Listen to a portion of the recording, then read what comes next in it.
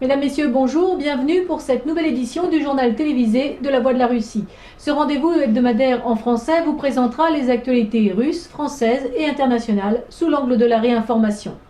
Contrairement à une vision tronquée et manichéenne de l'information délivrée par le mainstream médiatique français, nous nous efforcerons de vous faire percevoir que la vérité n'est jamais tout entière du même côté. Au sommaire de cette édition, la République est soit prodigue, soit à l'écoute, mais seulement avec les politiques. 5e édition des Bobards d'Or, une belle réussite de la Fondation Polemia contre la désinformation. Alexei Pouchkov explique la position russe sur la Crimée qui inspire la Vénétie. Avant la Bretagne ou la Corse ? Vitali Klitschko, héros de la révolution ukrainienne, n'est-il pas qu'un porte-flingue de l'Union européenne ? Quand l'or se barre, le plomb arrive, généralement très vite, sombre perspective pour l'Europe de Bruxelles. Pendant que les USA font la fête en Ukraine, Fukushima, la Libye et la Syrie ont de bien tristes anniversaires. L'Académie des Beaux-Arts de Saint-Pétersbourg, sauvée des flammes, mais pas encore des eaux. L'émission à bâton rompu reçoit Hélène Richard-Favre pour parler de la guerre oubliée de Crimée de 1853.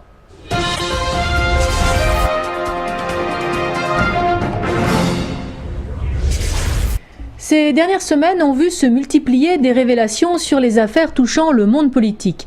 Début janvier, un peu plus d'un an après le scandale de l'affaire Cahuzac, nous avons assisté au dernier rebondissement de l'affaire Dassault. Rappelons que le milliardaire français n'en est pas à ses premiers démêlés avec la justice française. Déjà en 1997, Serge Dassault s'était vu affublé par Marianne du surnom d'empereur tricolore de la corruption.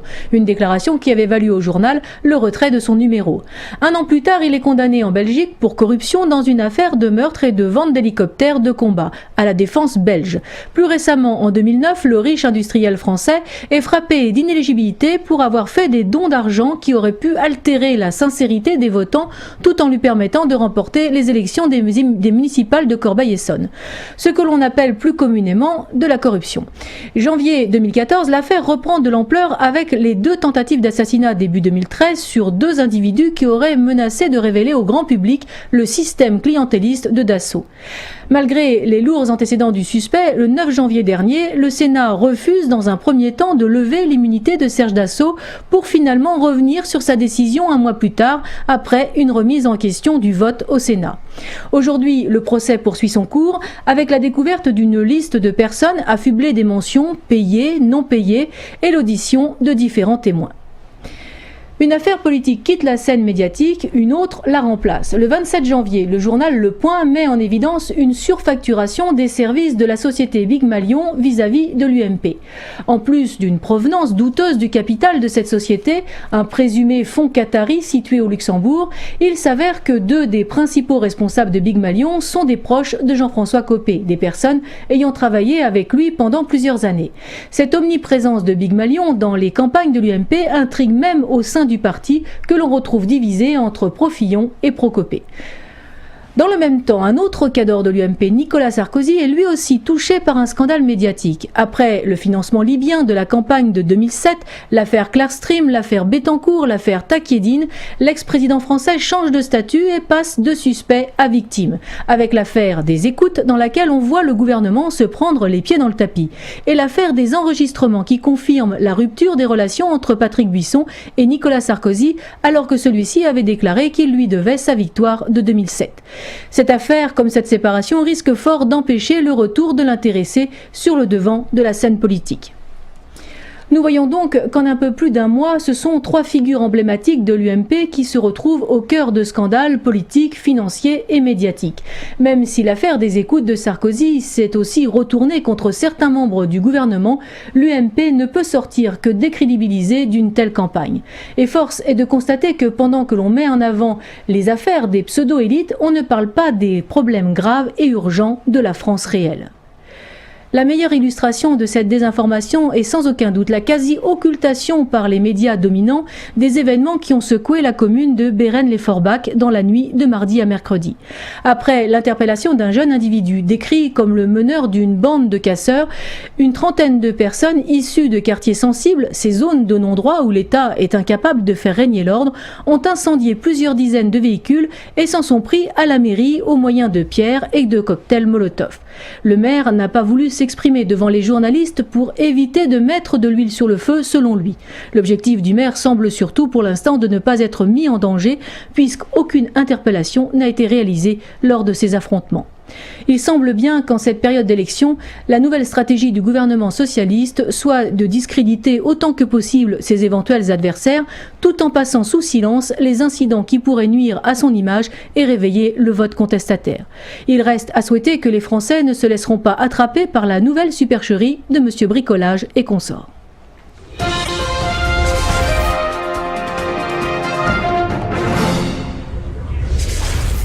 Cinquième édition des Bobards d'Or réussie pour la Fondation Pollemia, dirigée par Jean-Yves Le Gallou.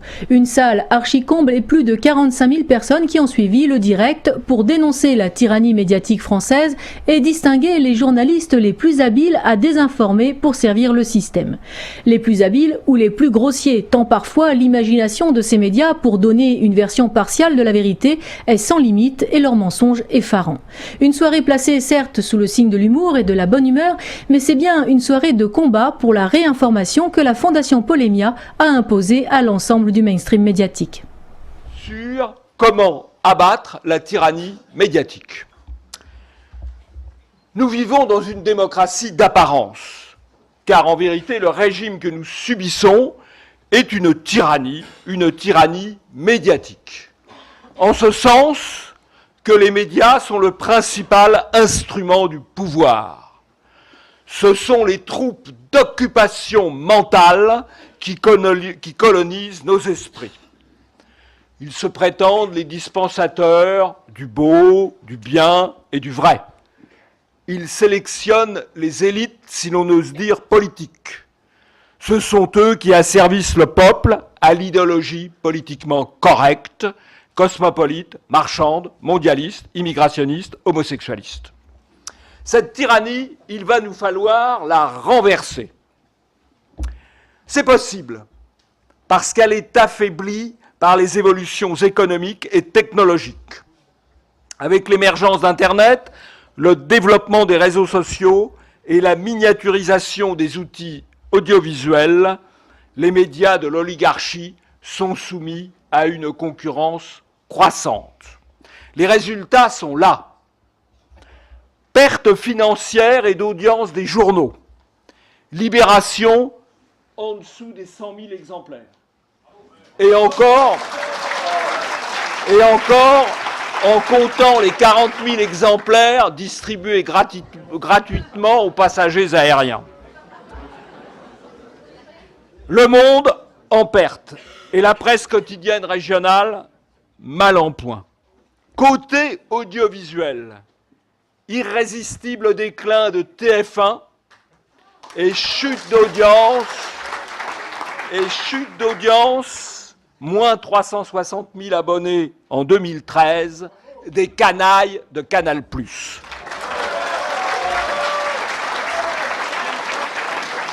Perte de crédibilité aussi.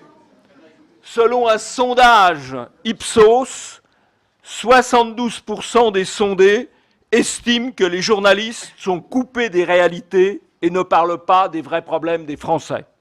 73% pensent qu'ils ne sont pas indépendants et qu'ils ont tendance à céder aux pressions du pouvoir politique. Et 58% considèrent qu'ils font mal leur travail. Ça dépend ce qu'on appelle leur travail d'ailleurs, là c'est discutable.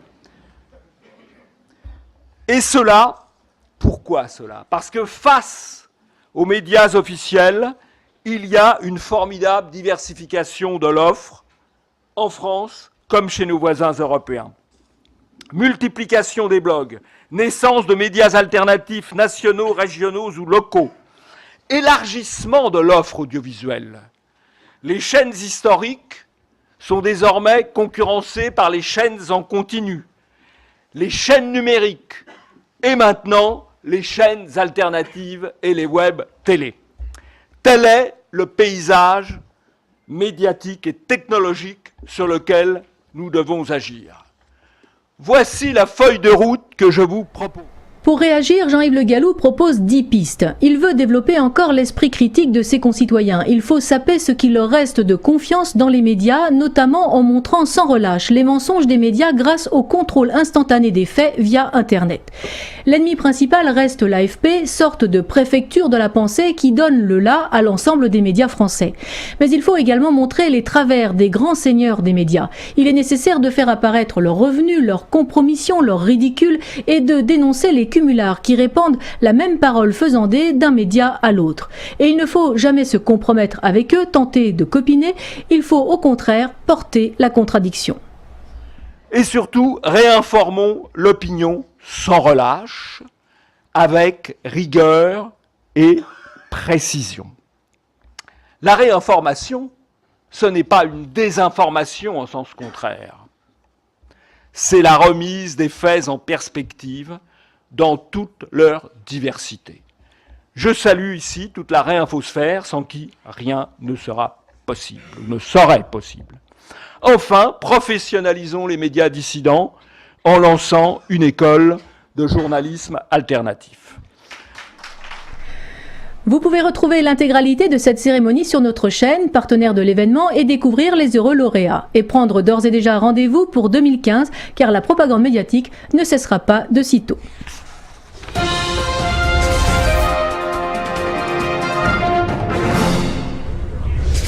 Le référendum en Crimée demandant à la Fédération de Russie de bien vouloir l'accueillir en son sein ne laisse aucun doute quant à son résultat.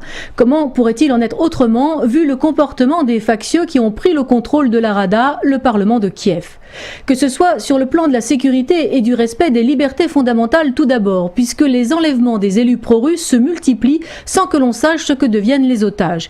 Le dernier en date, Gennady Bassov, député de la ville ukrainienne de Sébastopol, a été enlevé en plein jour par des inconnus. Leader du mouvement Bloc russe, on se doute que ces ravisseurs ne viennent pas de Moscou. Et ce n'est que le dernier d'une longue liste. Faut-il y voir la main des mercenaires de la société Blackwaters qui s'est illustrée par les massacres de populations civiles en Irak et en Afghanistan et dont 300 éléments sont présents en Ukraine, payés sur les deniers des oligarques pro-Union européenne. Sans parler des tirs contre des manifestations pacifiques comme à Kharkov où les militants de Pravli Sector ont tué 2 Ukrainiens russophones. C'est un climat de terreur anti-russe qui s'est abattu sur l'Ukraine avec la complicité des USA. Que ce soit sur le plan économique ensuite, c'est à un véritable pillage de l'Ukraine que se livrent ces soutiens occidentaux que sont les USA, le FMI et l'Union européenne. Ainsi, les 33 tonnes d'or de la réserve fédérale d'Ukraine ont tout simplement été embarquées dans un vol spécial pour les États-Unis. Nous avions évoqué ici même la semaine dernière les conditions exorbitantes exigées par le FMI pour un prêt qui mettra l'Ukraine à genoux comme la Grèce. Que dire aussi de ces drones de l'OTAN abattus par les forces d'autodéfense de Crimée dont l'un aurait été armé. Et cela seulement 3 semaines après que le Parlement européen ait adopté une résolution interdisant l'utilisation de tels drones sur son sol. On voit bien qui commande en Europe, surtout quand un document émanant du département d'État américain sur les 10 mensonges de Poutine sur l'Ukraine est repris mot pour mot et point par point dans un amendement polonais voté et soutenu par les députés anglais. La mise au point de la semaine aura été faite par Alexei Pouchkov, président de la Commission des Affaires étrangères de la Douma. Présent à Paris, s'exprimant dans un français excellent, il a répondu à toutes les sollicitations des médias français qui se sont faites de plus en plus rares au fur et à mesure que sa réputation le précédait. Clair, précis et percutant, il ne s'est pas laissé démonter par les journalistes conditionnés. Trop difficile à contraindre, il n'a donc plus été invité. Facile. Vous retrouverez son interview en intégralité sur notre chaîne Parole d'Élu. En voici un extrait, mais regardez son interview en intégralité, elle vaut largement ses 20 minutes. Dernière question, les masses médias occidentaux comparent allègrement, pour à mon avis réduire le débat et surtout pas transmettre l'information de la réalité, la Russie à l'Allemagne des années 30, voire à l'Allemagne nazie. Est-ce qu'il n'y a pas une perte de crédibilité aujourd'hui de l'information en Occident? À vrai dire, moi je suis de plus en plus sceptique envers les médias, surtout américains, mais aussi britanniques, aux mass médias allemands, parce que ça devient une machine de propagande. Il y avait une certaine période quand une certaine objectivité, un pluralisme étaient des valeurs des médias occidentaux. Bon, à quelques exceptions près, c'est plus le cas, malheureusement. Je me rappelle, il y a une année, j'ai passé 1h30 à parler à 4 journalistes très en vue des grandes maisons d'édition, des grands journaux allemands à Berlin. Ben, rien n'est, même pas un seul mot, hein, parce que ça ne convenait pas. Si j'aurais dit des choses qui auraient été sympathiques aux éditeurs de ces journaux et à la classe politique allemande, j'aurais été à la une. Hein. Mais comme je disais des choses critiques, ce n'est plus admis. Donc, j'ai l'impression que il y a un grand changement dans les médias occidentaux. C'est comme s'il était devenu des médias de l'Union soviétique, d'une certaine manière. C'est la propagande, surtout. C'est le détournement de faits. C'est aussi la distorsion, parce que ils disent oui, il y a un peu, oui, il y a des groupes proto-nazis en Ukraine, c'est vrai, mais ils jouent aucun rôle. Non, mais écoutez tout de même, le secrétaire du Conseil de sécurité et de défense de l'Ukraine est un des fondateurs du Parti social-nationaliste de l'Ukraine, qui maintenant est appelé le Parti de la liberté, Svoboda.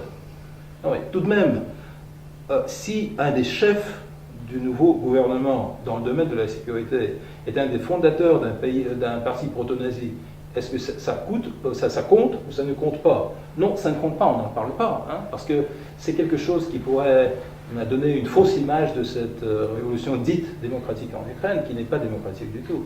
Le Maïdan avait un élément démocratique très important, mais il a été manipulé. Il a été utilisé à des fins politiques pour faire renverser Yanukovych, quoi qu'on en dise. Je ne pense pas qu'il est un personnage vraiment sympathique, mais il est un président légitime. Et il y a une procédure pour le destituer. Et cette procédure n'a pas été suivie, absolument pas été suivie, mais on n'en parle jamais dans les médias occidentaux. On dit une bêtise. Il a fui, il a quitté le pays, mais c'est pas vrai. À 10h du matin, le président de la Rada a dit que on a informé Yanukovych qu'il doit signer des documents qu'on lui envoie de la Rada. Bon, à 10h51, 50 minutes, il a dit on ne peut pas trouver Yanukovych. Donc 50 minutes. Il ne peut pas remplir ses fonctions de président, il n'est plus président. Bon, on vote pour le destituer. Hein, et Yanukovych n'a même pas quitté le pays. Il était à Kharkov. Et je le dis parce que je le sais très bien, j'ai été ce jour-ci à Kharkov, le 22 février. Et à Kharkov, à 4h de l'après-midi, il a donné une interview à une chaîne ukrainienne et elle a dit qu'un coup d'État s'est passé en Ukraine. Donc, est-ce qu'on peut vraiment dire que ce président, quoi qu'il soit sympathique ou non, ça n'a pas d'importance? C'est un président élu démocratiquement et reconnu dans le monde entier. S'il fait une déclaration à partir du territoire ukrainien, il n'a pas quitté le pays et on l'a destitué en 50 minutes, c'est quoi? Et donc, c'est pour ça qu'on dit que c'est un coup d'État anticonstitutionnel, mais la presse occidentale n'en parle pas, parce que ça sape les fondements d'une certaine politique envers l'Ukraine.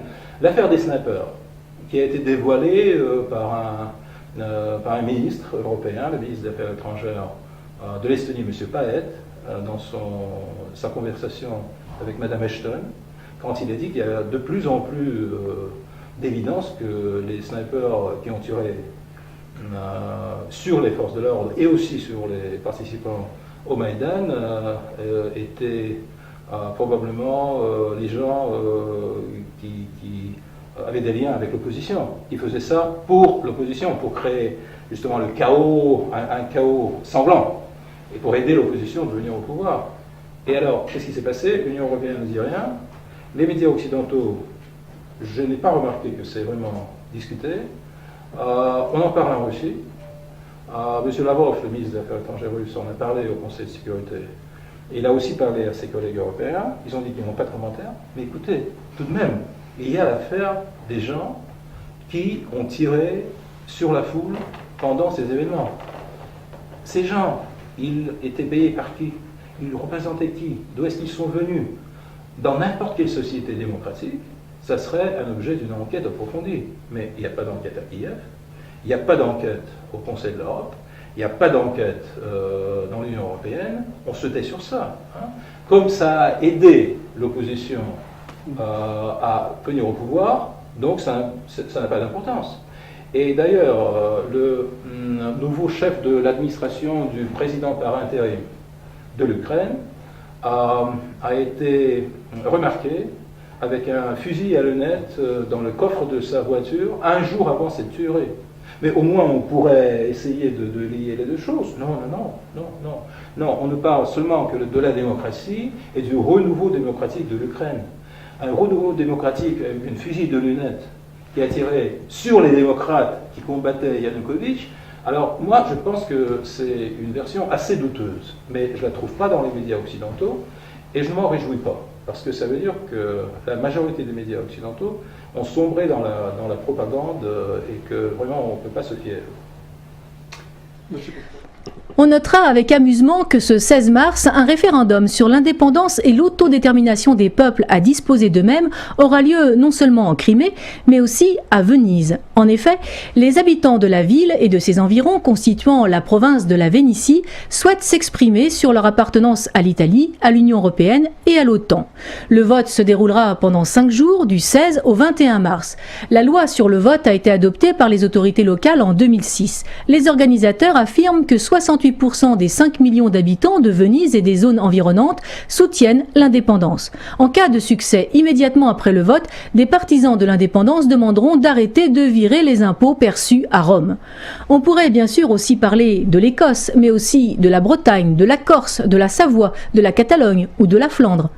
En organisant le démantèlement de l'Ukraine pour piller ses ressources et amener l'OTAN aux portes de la Russie, il n'est pas sûr que l'Occident ait compris la portée de son geste. Après tout, pour 100 millions de dollars par an, les Bretons pourraient aussi louer le port de Brest à la marine russe, comme à Sébastopol.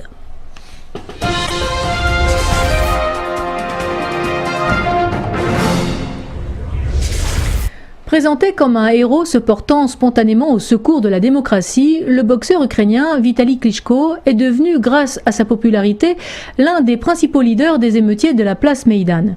Ce triple champion du monde, qui a fait le choix de s'engager en politique lors de la première révolution orange de 2004, souhaite aujourd'hui incarner l'opposition et apparaît comme l'homme du consensus parfait. Héros sans peur, dans son habit de lumière médiatique, le personnage présente cependant quelques taches d'ombre qu'il a soigneusement évité d'aborder. Après la déclaration d'indépendance de l'Ukraine, consécutive à la chute du communisme, le pays passe sous la coupe des groupes mafieux. Pour sauver leur carrière naissante, les futurs champions que seront les frères Klitschko vont se placer sous la protection du parrain de l'époque qui les emploiera comme ses hommes de main avant de lancer leur carrière professionnelle. Les mafieux étant devenus des oligarques, ils disposeront toujours d'importants soutiens dans le domaine sportif comme politique en Ukraine, mais aussi en Allemagne où ils s'installeront. C'est ce que nous explique le journaliste allemand Leo G. Linder dans la biographie qu'il consacre aux frères Klitschko et que nous avons rencontré à Paris à l'occasion de la présentation de son ouvrage Le combat des frères Klitschko.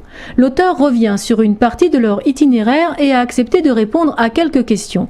La première portant justement sur l'origine de leur lien avec la mafia.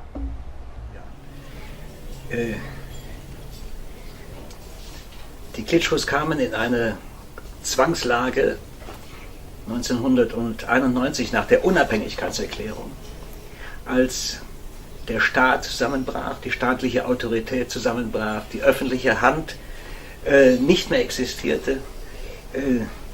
Sie wollten eine Karriere als Boxer machen, ihnen war klar, dass sie die höchsten Ziele ansteuern, Weltmeisterschaft, Olympische Spiele zunächst, Goldmedaille, dann Weltmeisterschaft.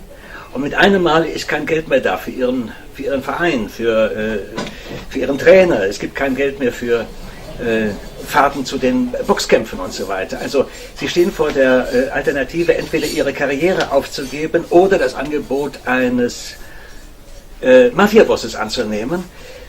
Inzwischen haben nämlich 8 große Mafiabosse die Herrschaft in Kiew übernommen und einer von ihnen schlägt ihnen vor, ihr erster Sponsor und Manager zu werden. Was sollen sie machen? Sagen sie nein, ist die Karriere zu Ende, sagen sie ja, geht's weiter. Sie sagen ja. Und auf diese Art und Weise ist also ihr erster Manager, ihr erster Sponsor ein Mafia-Boss aus Kiew gewesen. Das war keine freie Entscheidung, aber es war das Einzige, was ihnen den Weg an die Spitze ermöglicht hat. Alors que le début de leur carrière de boxeur a donc commencé sous la protection de la mafia, l'engagement politique des frères Klitschko remonterait à la révolution orange de 2004. Ils ont par la suite fait des choix différents. Vitali est devenu un homme politique engagé, se présentant comme candidat au municipal de Kiev. Reste que des questions relatives à son programme, à ses protections politiques ou tout simplement à son indépendance ou au fait qu'il soit autre chose qu'un homme de paille restent sans réponse. Ich muss etwas korrigieren. Die Karriere der Klitschkos hat nicht mit Hilfe der Mafia begonnen. Beide haben mit 14 angefangen zu boxen und waren bereits recht erfolgreiche Boxer, als die Unabhängigkeit kam. Und man darf nicht vergessen, dass ja Vitali Klitschko damals schon ein sehr erfolgreicher Kickboxer war und ohne die Hilfe der Mafia 6-mal Weltmeister im Kickboxen geworden ist. Über das politische Programm von Vitali Klitschko kann man nicht viel sagen, weil er selbst nicht viel dazu sagt. Seine grobe Richtung, sein grobes Ziel ist, die Ukraine irgendwann in die Europäische Union zu führen. Was die NATO angeht, sagt er, das kommt zu früh. Das wird vielleicht in 10 oder 15 Jahren mal interessant werden. Aber die NATO kann warten. Die Europäische Union ist aber das Nahziel, was wir ansteuern. Die ganzen Probleme, die es mit sich bringen würde, ein korruptes Land mit einer schlechten Wirtschaft, mit einer sehr schlechten Wirtschaftslage in die Europäische Union zu überführen. Sehr problematischer Prozess. Wie das also funktionieren soll und wie diese Probleme, die damit verbunden sind, gelöst werden sollen, dazu äußert sich Vitali Klitschko nicht. Er ist in allen seinen politischen Äußerungen außerordentlich allgemein. Was jetzt seine Unterstützer angeht,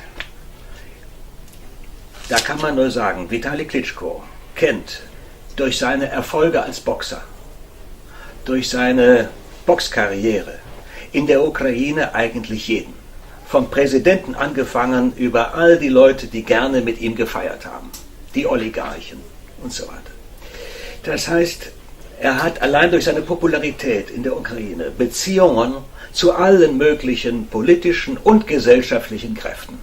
Und ich glaube, dass diese breite Vernetzung in der Gesellschaft, in der Politik, vieles läuft ja über persönliche Beziehungen, ihm bei seiner politischen Karriere sehr hilft. L'auteur a également abordé l'idée de germanisation des frères Klitschko, très imprégnée de culture allemande. Also,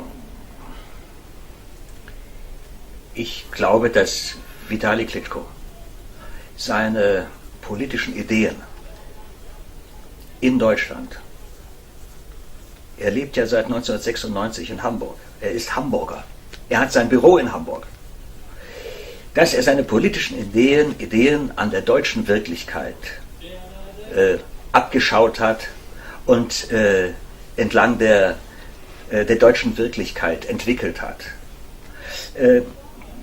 Er hat Frankreich eben nicht als Anschauungsunterricht oder ein anderes europäisches Land. Es ist Deutschland, was seine politische Vision geprägt hat. Und merkwürdigerweise passt eben seine sowjetische Erziehung und das, was er in Deutschland an Politik erlebt hat, die Disziplin und die Erfolgsorientiertheit, merkwürdigerweise passt das in seiner Person offenbar sehr gut zusammen. Das schließt sich zu einem zielstrebigen, ehrgeizigen Charakter mit dem Ziel einer, ja im besten Fall eben germanisierten Ukraine zusammen. Malgré ses 20 millions de morts pendant le second conflit mondial, la Russie est comparée par une propagande médiatique à l'Allemagne des années 30. La confusion ne s'arrête pas là puisque M. Klitschko, qui est d'origine juive, comme la plupart des politiciens issus de Maïdan, négocie avec des partis antisémites. Un paradoxe également soulevé par l'auteur. Ja, es gab, seitdem Janukowitsch Präsident war in der Ukraine, haben sich die verschiedenen Oppositionsparteien, Vaterlandspartei, Partei der UDA eben, Klitschkos Partei und auch Svoboda, haben sich zusammengeschlossen, weil sie gedacht haben, l'union fait la force, alleine sind wir zu schwach gegen die Oligarchen, gegen Janukowitsch, wir müssen zusammenhalten. Und man braucht auch nicht zwei Fronten, man hätte natürlich auch gegen Janukowitsch und dann gegen Svoboda kämpfen können, aber man hat gesagt, Priorität hat, das allererste Ziel ist, gegen Janukowitsch zu kämpfen und da bündeln wir jetzt die Kräfte und dann macht eben dieser unangenehme, unsympathische Herr Tjachnibok von Svoboda mit. Das war eine strategische Entscheidung, die Vitali Klitschko sicher mit großen Bauchschmerzen gefüllt hat, angesichts seiner eigenen Familiengeschichte. Aber er hat sie mitgetragen aus Disziplin. Und jetzt gilt es, diesen Teufel, den man da aus der Flasche gelassen hat, nämlich Tjachnibok und die Svoboda, wieder in die Flasche zurückzustopfen. Das wird eine der nächsten großen Aufgaben sein. Ich habe den Eindruck, dass Svoboda in der Westukraine zwar von einigem Einfluss ist, aber für den Rest der Ukraine keine Rolle mehr spielt. Also das sollte gelingen, diese Svoboda-Leute zurückzudrängen. Monsieur Linder, ayant oublié de répondre à la première partie de la question, reconnaîtra à l'issue de l'entretien, hors caméra, qu'il était effectivement absurde de comparer la Russie à l'Allemagne nationale-socialiste et que ce procédé grossier permettait simplement d'éviter le vrai sujet qui reste la lutte de puissance engagée par les États-Unis et l'Union européenne contre la Russie au détriment du peuple ukrainien. Le livre de Léo G. Linder sortira en France le 27 mars prochain aux éditions du Moment.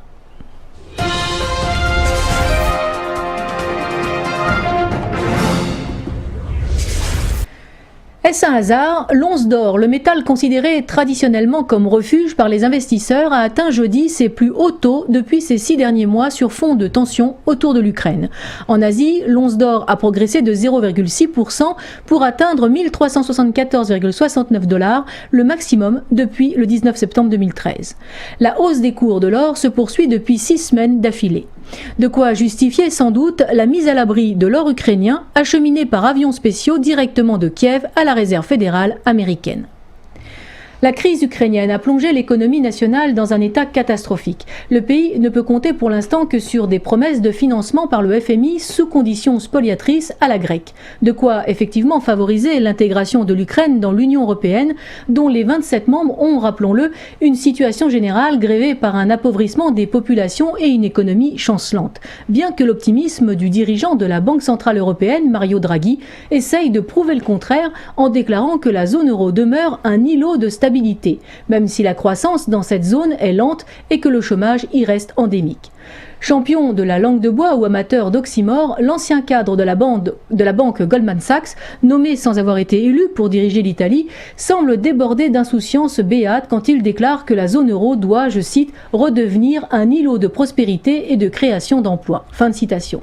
On aurait souhaité qu'elle le fût un jour.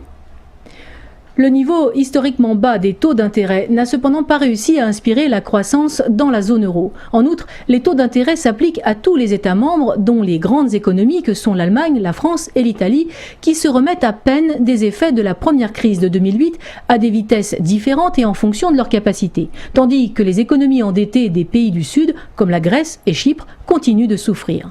L'inflation est dangereusement basse avec actuellement 0,8%, soit moins de la moitié de la fourchette cible des 2%. Son taux a été revu à la baisse pour 2014 à 1% seulement et la croissance est estimée à 1,3% en 2015 et à 1,5% en 2016. Quelle solution envisagent donc les pontes de la BCE?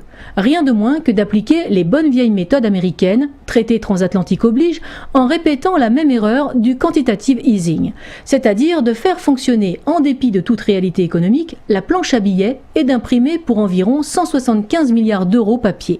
De quoi déprécier la valeur de la monnaie européenne et faire perdre le peu de crédibilité des investisseurs. L'injection de la liquidité ne durerait qu'un temps relativement court, moins d'1 an selon M. Draghi, pour tenter une relance de l'économie de la zone euro, ou l'achever en la faisant entrer dans la spirale destructrice de la guerre des monnaies.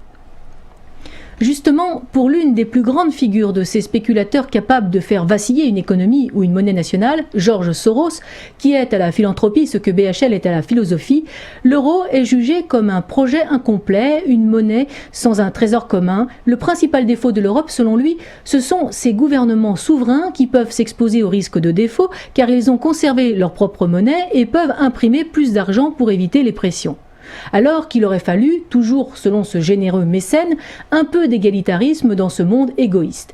Pensez donc, il aurait suffi d'une association volontaire d'États souverains et égaux qui remettent une partie de leur souveraineté pour le bien commun, au lieu de laisser se détériorer une relation hautement toxique entre créanciers et débiteurs qui a contribué à créer un système à deux vitesses en Europe entre les nantis et les démunis. C'est vraiment l'hôpital qui se fout de la charité et s'essuie les pieds dessus. Il ne précise d'ailleurs pas qui ramassera la mise commune une fois celle-ci constituée.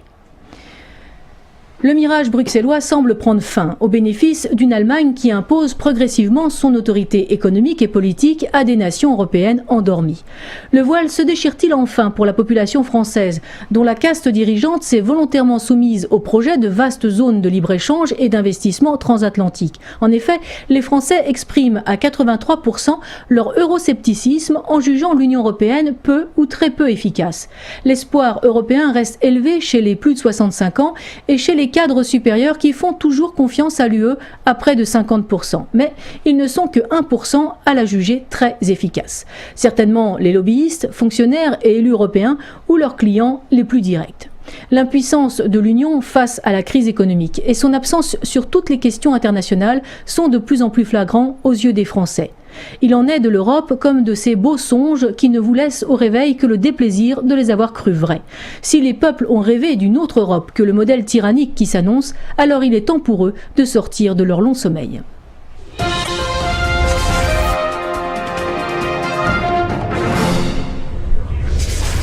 Hasard de calendrier ou désagréable coïncidence, alors que l'attention du monde est sciemment concentrée par la propagande occidentale sur la crise ukrainienne, c'est aussi l'occasion de commémorer 3 tristes anniversaires de 3 tragédies contemporaines qui durent depuis 3 ans maintenant et dont le nombre de victimes augmente inexorablement. Le premier drame porte sur la catastrophe de la centrale nucléaire japonaise de Fukushima qui continue de déverser depuis 3 ans des tonnes d'eau radioactive dans un silence de mort annoncé. Son réacteur en fusion s'enfonce dans l'écorce terrestre, se transformant en une véritable bombe nucléaire à retardement. Plusieurs milliers de personnes, en majorité sous-payées et peu formées, sont sacrifiées en tentant l'impossible défi de réparer les réservoirs pour stocker les énormes quantités d'eau utilisées pour refroidir les réacteurs endommagés. Les travaux de décontamination devraient prendre plusieurs décennies, mais l'on n'a même pas encore commencé à démanteler les réacteurs détruits et les piscines de combustible. Sans compter l'impact sur la faune et la flore sous-marine que l'on ne peut encore jauger, contrairement au nombre de cancers foudroyants que l'on commence à recenser. Seconde catastrophe non commémorée, l'invasion de la Libye. C'est en effet en 2011 que les troupes de l'OTAN, outrepassant le mandat conféré par l'ONU de protéger les populations civiles d'éventuelles attaques de la part des autorités, ont allègrement bombardé puis détruit le pays le plus prospère de l'Afrique en le morcelant pour y installer un gouvernement fantoche devant traiter avec des milices religieuses et ethniques. 3 ans après, la situation est toujours tendue depuis la chute de Muammar Kadhafi, abattu au nom de la démocratie. La Libye est maintenant un pays où règne le chaos et l'anarchie. Les factions actrices de son renversement et armées par les Occidentaux se battent toujours entre elles pour le contrôle de certaines régions. À l'est du pays, des rebelles autonomistes ont pris le contrôle des ports pétroliers afin d'écouler eux-mêmes le précieux or noir. Un pétrolier battant pavillon nord-coréen et ayant chargé pour 30 millions de dollars de pétrole brut a ainsi été arraisonné par les autorités de Tripoli, considérant ce chargement comme illégal.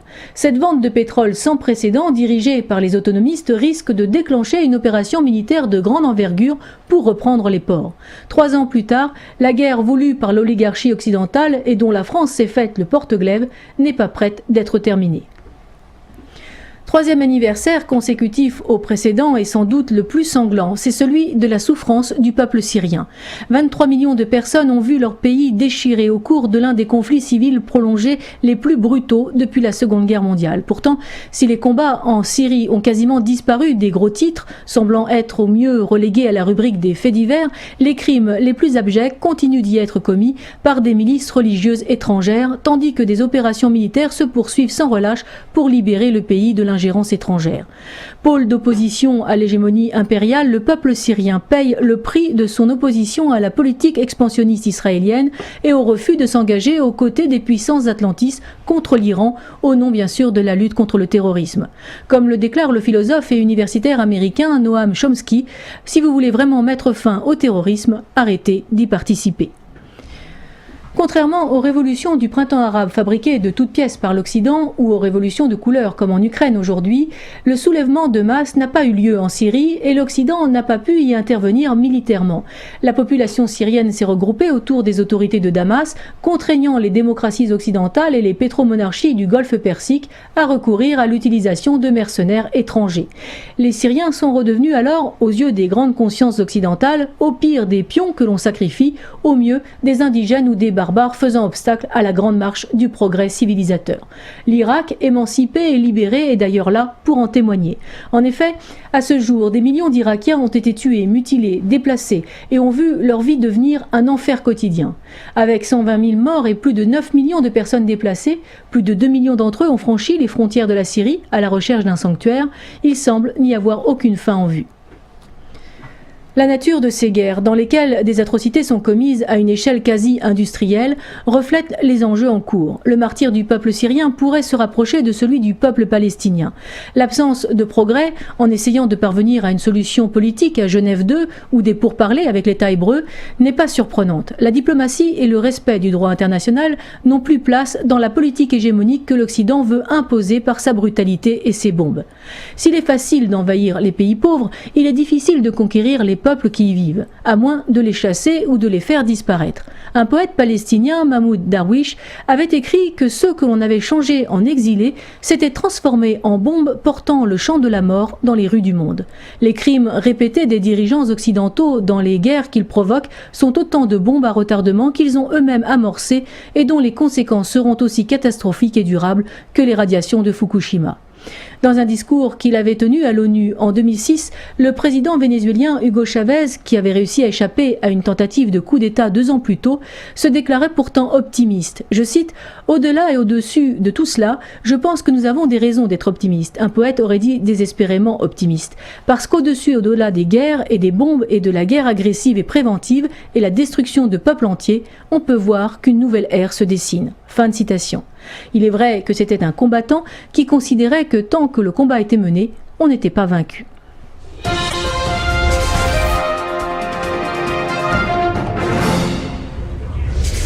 Fuyant pour la plupart une administration étouffante, un fiscalisme totalitaire et un chômage endémique, la France compterait plus de 2,5 millions d'expatriés à tenter leur chance à l'étranger. En Europe, la Russie est un des pays qui en accueille le plus. La chaîne ProRussia.tv a décidé de donner la parole à ces Français de Russie dans le cadre du développement de ces programmes. À l'occasion d'un séjour en France ou directement sur place, ces entrepreneurs, professeurs ou étudiants nous présentent les raisons qui les ont poussés à s'installer temporairement ou plus durablement dans ce pays. Nous commençons le cycle de ces émissions avec le témoignage d'un jeune entrepreneur rencontré à Moscou, Stéphane Granger, qui a accepté de répondre à quelques-unes de nos questions et de nous présenter son entreprise, le Taxi de Moscou. Cette toute jeune société de taxi française développe son activité à destination d'une clientèle essentiellement francophone, mais aussi anglophone de Moscou ou dès leur arrivée qu'ils soient touristes ou expatriés. L'entreprise propose toute une gamme de services complémentaires permettant de faciliter le séjour de chacun ou en fonction des solutions recherchées. Français parmi tant d'autres, Stéphane Granger nous présente son activité ainsi que les opportunités qu'il a su saisir dans un pays où l'esprit d'entreprise n'est pas un vain mot. Stéphane Granger, vous êtes un Français établi en Russie. Cela fait déjà 9 ans, je crois. C'est ça. Quelles sont les raisons de votre installation ? À la base, c'est une rencontre avec une poupée russe sur la glace lors d'une tournée de spectacle en France. Et je suis venu à Moscou plusieurs fois dans les années qui ont suivi. Elle est venue en France et puis depuis on a décidé de s'installer sur Moscou. Donc vous avez tenté l'aventure russe, vous avez fondé un foyer, une famille? Oui, on est 3, bientôt 4. Un petit garçon de 6 ans et puis un deuxième petit garçon qui arrive. Très bien, mais vous avez donc continué l'aventure en devenant aussi dirigeant, chef d'entreprise. Vous avez créé l'entreprise qui s'appelle Le Taxi de Moscou. Donc vous êtes un de ces Français qui avait créé une activité en Russie. Vous pouvez nous en parler un petit peu plus, le décrire, éventuellement les avantages, les inconvénients? C'est ça, oui. Donc j'ai créé la société afin d'aller à la rencontre des Français, d'aider les Français qui viennent en déplacement touristique ou professionnel, pour que ce soit plus facile pour eux en fait à leur arrivée. Quand on ne connaît pas un pays, c'est assez... Oui, il y a la barrière linguistique déjà. Déjà la barrière linguistique. Donc les retours que j'ai déjà eus, que j'ai depuis la création, c'est vraiment... les gens sont surpris d'avoir un Français à leur arrivée. C'est-à-dire que vous les prenez en charge dès leur arrivée à l'aéroport. C'est ça. Vous les amenez bien évidemment à destination. Est-ce que vous avez éventuellement aussi d'autres prestations, par exemple? D'autres services? Alors, effectivement, on fait aussi les découvertes de ce qu'on appelle l'anneau d'or, qui fait partie intégrante de la culture russe. Donc, il y a 4 à 5 jours de visite, si on veut. On fait aussi des visites de nuit pour découvrir les lumières et les monuments qui sont mis en valeur dans la ville de Moscou. Après, tout ce qui est professionnel, beaucoup plus professionnel auprès des services des entreprises françaises et autres, c'est les colis, les mises sous pli, enfin les petits transferts de colis urgents, on va dire. Et quelle est votre clientèle aujourd'hui? Alors la clientèle visée est principalement les expatriés français, et les autres sont bienvenus aussi, forcément. Donc oui, la communauté française qui est quand même en grand nombre sur Moscou. Quel avantage aurait un Français de créer une activité sur Moscou aujourd'hui? Et éventuellement, quels sont les inconvénients, justement, je reprends, qu'il pourrait rencontrer? La rapidité à obtenir des bénéfices, c'est ce que j'ai entendu et ce qui m'a fait passer le pas pour ouvrir la société. Le retour sur investissement est très rapide en fait par rapport à la France où il faut attendre 2 ans, 3 ans pour avoir un bilan comptable positif.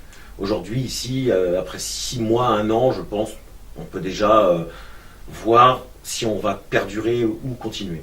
Alors, on présente souvent la Russie, l'économie russe, comme une zone de non-droit, où les mafieux font la loi, où l'État n'impose quasiment aucune règle. Est-ce que c'est ce que vous avez vécu? Est-ce que c'est votre expérience? Absolument pas. J'ai entendu parler effectivement des petites mafias de taxis qui peuvent se trouver autour des aéroports, mais c'est très minime. Les lois sont quand même bien rédigées. On ne peut pas devenir taxi comme ça dans la rue. C'est très régi par des lois. Hein. On a exactement les mêmes statuts qu'en France. Et alors, en termes justement de gestion, est-ce qu'il y a des obligations qui peuvent être contraignantes ou est-ce qu'au contraire, on a une facilité justement de développement et donc de croissance? On a des taxes comme en France. Qui sont élevées on a des impôts. Je pense que c'est moindre. Je n'ai pas encore assez de recul sur une décennie, on va dire, pour vous dire aujourd'hui, je paye plus qu'en France. Puisque pour moi, c'est quand même une activité nouvelle. J'ai toujours été de l'autre côté du bureau à recevoir les ordres. Donc aujourd'hui, les comptes, je vais les faire au fur et à mesure du temps, et ce qui va me permettre de savoir si vraiment c'est perdurable. Mais aujourd'hui, tout va bien. Si vous prenez le risque de créer une activité, c'est que vous savez que vous aurez des résultats. Effectivement, oui. Oui, parce que je suis quand même bien entouré. Je me suis bien renseigné auprès de juristes, auprès d'amis qui ont déjà eu des sociétés, qui vivent à Moscou, qui sont en place, que ce soit des expatriés ou des personnes lambda qui sont profs de français ou autres. le conseil, j'ai été très bien conseillé. On présente souvent l'investisseur français comme un fou, vu le nombre de taxes, vu le nombre d'impôts qu'une entreprise ou même des particuliers doivent s'acquitter. Est-ce qu'il faut aussi être fou pour monter une activité en Russie ? Je ne sais pas quel niveau de foutitude on pourrait parler, mais je pense qu'il faut avoir un minimum de cran, effectivement, pour s'engager dans ce qu'on appelle les batailles administratives. Parce que c'est vrai que, encore une fois, si on n'est pas encadré par des personnes qui parlent et français, anglais, voire russe, pour nous aider dans les démarches, c'est vrai que ça pourrait être un petit peu compliqué. Sauf que quand on est bien renseigné en amont, tout se passe relativement bien. Alors il y a aussi cette légende qui veut que par définition l'administration russe soit corrompue et qu'il faille graisser la patte du fonctionnaire pour obtenir son papier, son autorisation. C'est votre expérience ? C'est ce qu'on appelle la corruption. Oui. Moi, j'ai jamais entendu parler. Je suis bien tranquille dans mon coin, j'embête personne, tout est légal, tout est propre. Donc forcément, à partir de ce moment-là, tout se passe bien. Si vous étiez chef d'entreprise en France, qu'est-ce qui devrait changer selon vous justement ? C'est délicat comme question parce que je me suis jamais posé la question en France. De devenir, pour moi c'est juste impossible en France de devenir directeur général d'une société de taxi. Parce que c'est peut-être justement le manque de travail qu'il pourrait y avoir, parce que même si j'entends aujourd'hui qu'il y a des pénuries, mais les licences coûtent tellement cher que c'est juste impossible. Il faut plus d'une vie pour la rembourser. Donc, ce qui change par rapport à la France ici, c'est que le client est ciblé déjà. Donc il y a une demande. Nous on fait les offres pour avoir justement cette connexion. C'est-à-dire qu'en fait, il y a plus de demandes aujourd'hui que d'offres, c'est ça, sur le marché russe ? On l'a créé un petit peu, forcément, via la publicité, la communication, mais c'est plus facile, je pense, oui, qu'en France. C'est-à-dire que tout entrepreneur, d'une certaine manière, qui aurait une bonne idée et qui aurait la volonté d'aboutir... Une bonne idée, non, qui n'est pas encore en place. Mais la concurrence est possible, c'est-à-dire qu'on n'arrive pas, tout est bouché par principe sur le marché. Je pense qu'il y a encore une marge d'une bonne décennie avant que ce soit saturé. Ouais. Alors, votre entreprise, justement, le Taxi de Moscou, présentez-nous un petit peu votre création. Alors, c'est un petit bébé maintenant, puisque c'est une entreprise toute jeune qui permet en fait d'accueillir les Français, donc de leur arrivée à l'aéroport jusqu'à leur point de leur lieu de vie, que ce soit pour une semaine pour les professionnels ou les directeurs ou même les touristes. Donc on les prend en charge de A à Z, on peut leur trouver des hôtels, des billets pour le théâtre, des choses comme ça. On peut leur faire visiter. Ils sont accueillis dans des véhicules propres, avec un service internet à l'intérieur, avec des journaux locaux en français, de l'eau, enfin le service minimum pour que le client se sente bien. Vous avez parlé d'un public français, mais en fait, qui dit français dans le mot les taxis de Moscou, dit aussi francophone. Je pense que vous avez des projets peut-être de développement justement de votre clientèle ? Oui, alors effectivement, je parle des expatriés français. Maintenant, je vais viser aussi à travailler avec les expatriés étrangers, donc anglophones, tout européens, puisque c'est quand même la plupart des professionnels et des dirigeants de sociétés viennent sur Moscou. Ça s'européanise ici, donc il y a énormément d'ouverture au niveau du commerce. Pour vous contacter, quel est le plus simple ? Alors on a un site qui s'appelle letaxidemoscou.com, et puis il y a toutes les informations sont sur le site. Sinon on peut me contacter par téléphone, on peut me contacter par mail, par téléphone, par LinkedIn, par Facebook, il y a une page aussi, donc on se met à la page informatique. Très bien. Est-ce que vous auriez éventuellement quelque chose à ajouter pour conclure cet entretien? Venez visiter Moscou, ça me ferait plaisir de vous conduire à travers cette magnifique ville. Monsieur Granger, merci pour l'entretien. Merci beaucoup.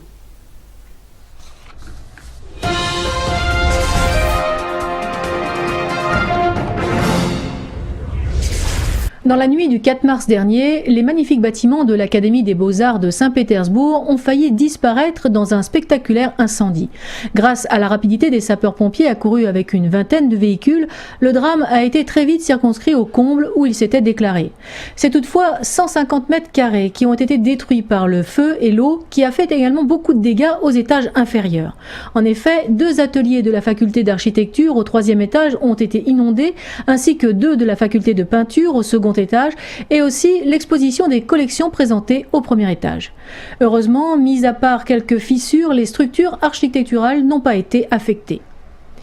Ce magnifique bâtiment néoclassique qui domine la Neva au 17 quai de l'université dans l'île Vassilievski a été construit par Alexandre Kokorinov en collaboration avec Jean-Baptiste Valin de la Motte, premier architecte de l'Académie, qui participera à l'élaboration des plans dont ceux de la très belle façade.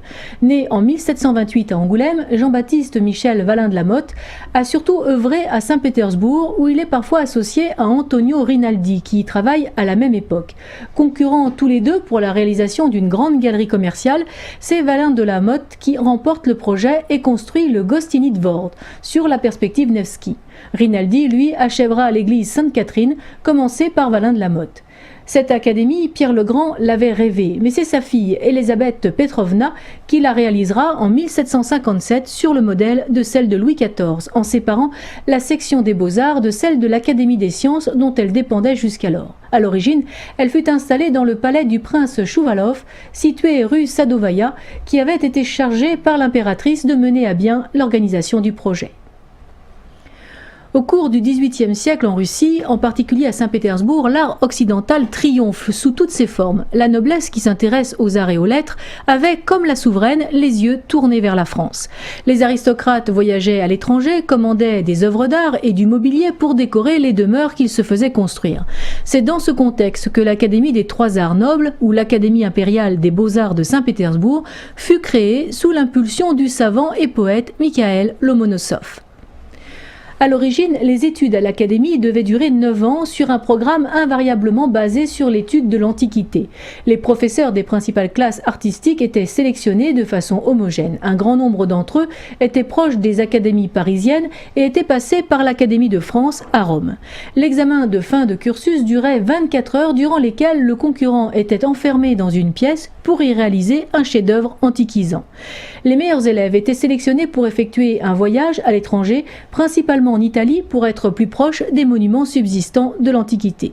Après la conquête de l'Égypte par Bonaparte, certains pensionnaires préférèrent se rendre sur les bords du Nil. L'Académie a son propre musée et possède une exceptionnelle collection de moulages antiques envoyés de Rome en 1758 pour servir de modèle aux élèves. Elle possédait également une bibliothèque qui offrait à la fin du siècle plus de 1500 volumes in-folio, 4500 estampes et plus de 7000 croquis d'architecture. Aujourd'hui, l'Académie, forte de plus de 1000 étudiants, se compose de 5 facultés: peinture, sculpture, architecture, graphisme et histoire de l'art. Ces bons résultats traduisent l'organisation rigoureuse et méthodique du cursus de formation et lui confèrent une renommée internationale bien méritée. Les travaux de restauration de cet institut s'effectueront dans plusieurs mois lorsque les murs et les sols seront secs. Le recteur de l'Académie, Semyon Mikhailovski, a précisé que ces travaux de restauration seront réalisés sur les fonds de l'Institut Répine et non sur le budget fédéral ou municipal.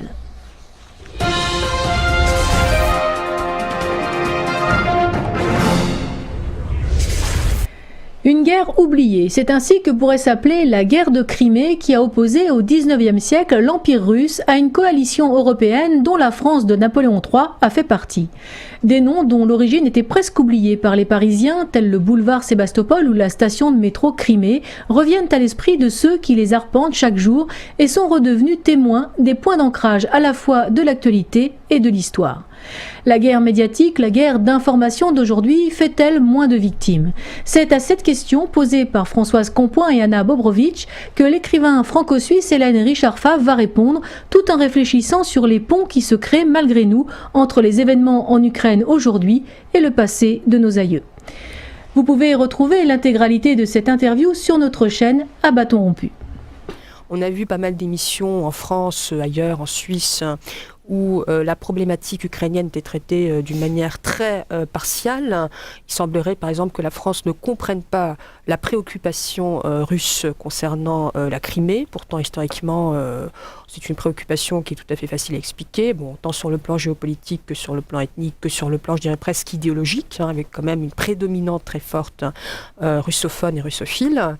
Et nous avons, de l'autre côté, Moscou, la conférence de presse qui a été donnée par Vladimir Poutine, où il a été tout à fait rassurant en disant qu'il n'y avait aucune volonté du côté russe d'envahir la Crimée, pour prendre un petit peu la rhétorique belliciste française, donc c'était faux. Et pour ma part, comme je rappelle, Madame Richard Favre est suisse, enfin franco-suisse, franco-suissesse, elle m'a envoyé un enregistrement d'une émission infrarouge, si je comprends bien, Hélène, où il y avait une sorte... À laquelle j'étais invitée. À laquelle d'ailleurs, oui, vous aviez été invitée, mais vous n'avez pas pu participer parce que vous êtes parti à Saint-Pétersbourg pour recevoir votre prix.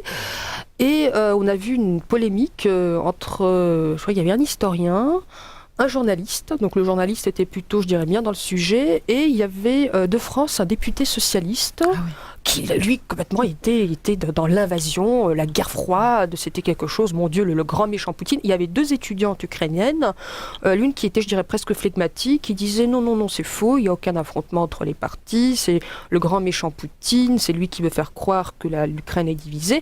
Et la deuxième, un petit peu exaltée, qui disait non, c'est vrai, il n'y a aucune division, là encore, c'est le grand méchant Poutine qui doit être tenu pour responsable, en réalité, notre pays est envahi, etc. Donc Hélène, vous avez vu tout comme moi cette émission. Est-ce que vous pensez que, quand même, cette partialité que j'ai remarquée, est-ce que vous l'avez relevée? Est-ce qu'on la relève dans d'autres émissions suisses? Ou alors c'est une émission un petit peu particulière? Ou alors c'est vraiment quelque chose qu'on peut voir tous les jours à la télé? Alors, comme toujours, bon, il y a un peu de tout. J'ai trouvé cette émission étonnante parce qu'il y avait d'excellentes contributions, entre autres mon ancien professeur Georges Niva et puis le journaliste Eric Özli, grand spécialiste de toutes ces questions russes, etc. Et j'ai eu le sentiment que leur contribution était un petit peu noyée derrière déjà cette jeune Ukrainienne qui parlait, le public aussi qui semblait acquis qui applaudissait à chaque fois cette étudiante, voilà. Alors quand c'est Georges Niva qui parlait, c'était silence radio. J'ai trouvé très très dommage que justement un humaniste comme Georges Niva, qui lors d'une autre émission à laquelle il a été invité, Ce soir ou jamais, de Frédéric Tadei, a au contraire lancé un magnifique appel avec tous les participants, qui n'étaient évidemment pas tous d'accord, parce que l'émission fonctionne toujours avec donc la moitié des invités qui sont d'un avis et l'autre moitié de l'autre. Et on a senti à la fin de cette émission de Tadei un véritable appel pour dire mais l'Ukraine doit être un pont entre l'Europe et la Russie, et non pas une pomme de discorde. Or, dans cette émission d'Infrarouge, à laquelle finalement, bon, j'aurais dû participer, peut-être que c'était mieux que je n'y sois pas, parce que je me serais...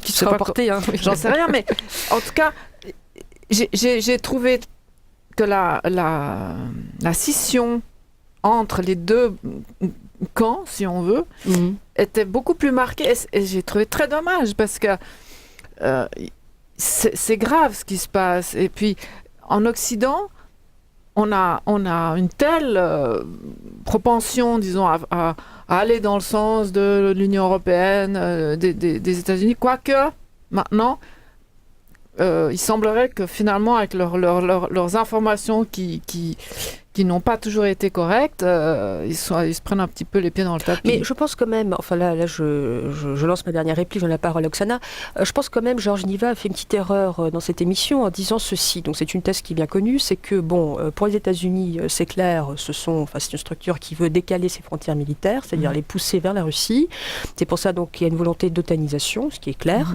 Par contre l'Union européenne, je ne comprends pas pourquoi l'Union européenne jouerait ce jeu, parce que l'Union européenne c'est une structure de paix. Quelque chose qui va porter la paix. Alors qu'à mon sens, c'est une vision périmée, dans la mesure où on sait très bien que Bruxelles sert les intérêts de Washington. Je ne dis pas que c'est bon ou mauvais en soi, je veux dire c'est bon pour quelqu'un, mauvais pour quelqu'un d'autre. Hein. Mais c'est la réalité. Donc je ne vois pas ce contraste, si on veut, dans les enjeux, entre les enjeux de Washington et les enjeux de Bruxelles, à mon sens. Non, ça, c'est comme une petite erreur stratégique à mon sens. Voilà. De toute façon, il y a beaucoup de passions c'est normal que les gens prennent une partie ou une autre parce que c'est difficile pour l'Europe de voir vraiment ce qui se passe en Ukraine.